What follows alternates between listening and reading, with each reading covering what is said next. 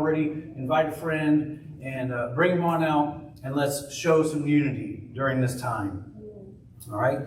I found some pretty funny stories, at least I thought they were funny. This one is from Bringing Up Boys by Dr. James Dobson.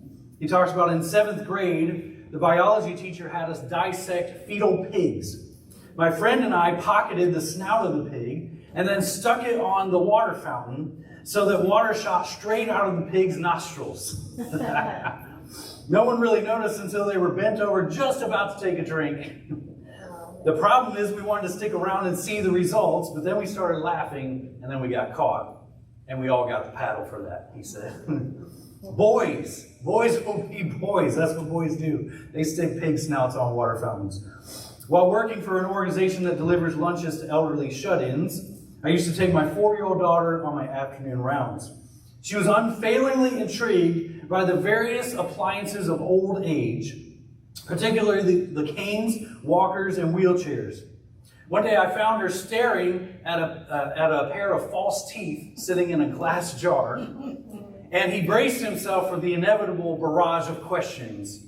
Instead, all she did was lean over and whisper, "The tooth fairy will never believe this." 2 boys were walking home from Sunday school after hearing a strong preaching about the devil, and one boy said to the other, he said, "What do you think about all this talk about this teaching about Satan?" And the other boy said, "Well, you know how it turned out with Santa Claus. It's probably just your dad." Kids are so much fun. I just love kids' spirit of adventure, of their fun-loving. You know, they're willing to try anything, go anywhere, do whatever. I just love kids. One time, my son Eric, when he was about 9 or 10 years old, I found him and the across the street friend named Donald, and they were sledding down the stairs. We lived on the 2nd floor of apartments. They were sledding down the stairs on a piece of cardboard. This is what kids do. They're adventurous, you know. And I remember being a kid, and whenever there was a summer rain, I remember times when there was a summer rain, I would put on my swim trunks and I would go out and I would just dance in the rain. I would just dance around and play out in the rain. Did anybody else ever do that? Just dance around in the rain. Man, we were just so fun-loving and adventurous as kids, right? So what happened? What happened from those days? Something happens in between childhood and adulthood that changes us. When we're kids, we're carefree. We like to have fun. We're adventurous. But something happens. Something changes. All of a sudden, life becomes so serious. And life becomes difficult, right? Life becomes difficult. And eventually, some adults completely lose all sense of joy in life. Jesus comes on the scene and he says he wants us to have a better life. John 10:10, he said, "The thief comes only to steal and kill and destroy, but I have come that they may have life and have it to the full," or have it more abundant. Anybody ever heard that phrase, more abundant life? Jesus came to bring more abundant life. And some people are hearing that and they're going, "I don't feel like I'm living the more abundant life. I gave my life to Christ, but I don't feel like an abundant life. I feel like I'm just living an average, ordinary, boring life, not very fulfilling." So why aren't we feeling it? Why aren't we living that abundant life? Well, we tend to overlook one very obvious fact, and that is that there is an enemy who doesn't want us to live the abundant life. And so he does his best to rob us of our joy. You know, in the same breath, Jesus said he came to give us abundant life. He says, the thief comes to steal and kill and destroy. What does he tell us? There's an enemy who's opposing our abundant life, who's trying to rob us of that joy. This is an excerpt from the book Waking the Dead by John Eldridge. You have an enemy.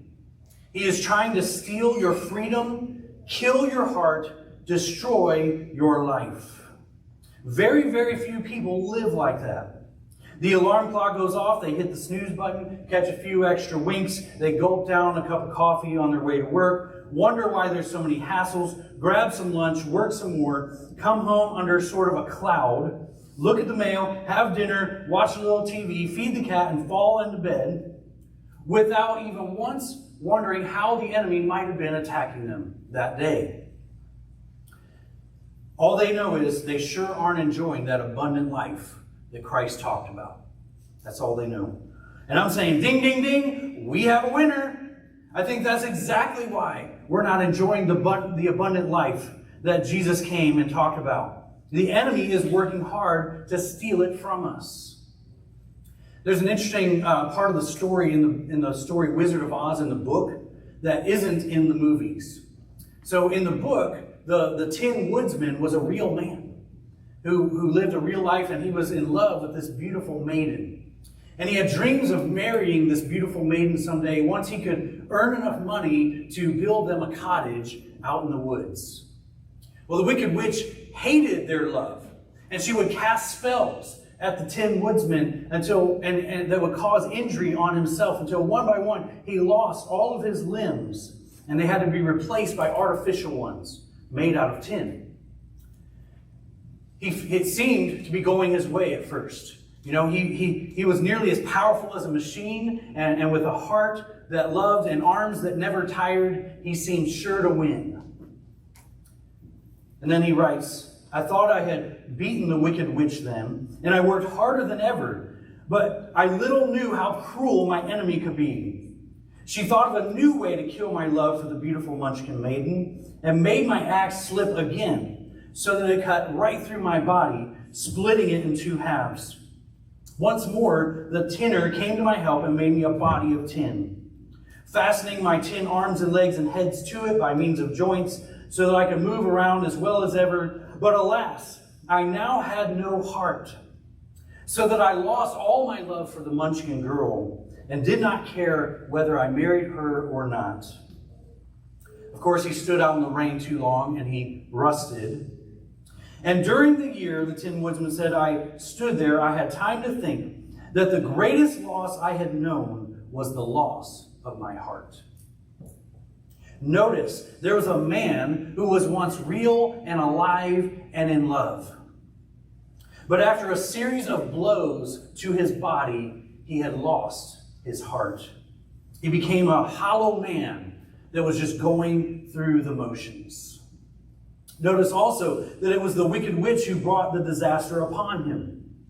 Baum's tale reminds us that the enemy knows how vital the heart is, even if we don't. And all of his forces are fixed on destroying it. By taking out your heart, the enemy takes out you, and you are vital to the story. I think he's been very effective at taking people's hearts out. What do you think? I think that's exactly what happens. Satan hits us with a series of blows over our life that changes our attitude towards life. He changes us from fun-loving to serious. He changes us from optimistic and things are going to go well to pessimistic in life. For some, those blows hit them very early in life and take their heart out very soon. For others, it takes longer, but the result is the same. People stop believing that there's something better for them. People stop caring. People lose hope. People stop striving for a more abundant life. They stop trying to enjoy their work. They stop trying to have a great marriage. They stop trying to live for the Lord. You've seen these people. Maybe some of you are these people. I hope not. But today we're going to learn about how not to lose heart. How do we not lose heart? 2 Corinthians 4, 1 through 18.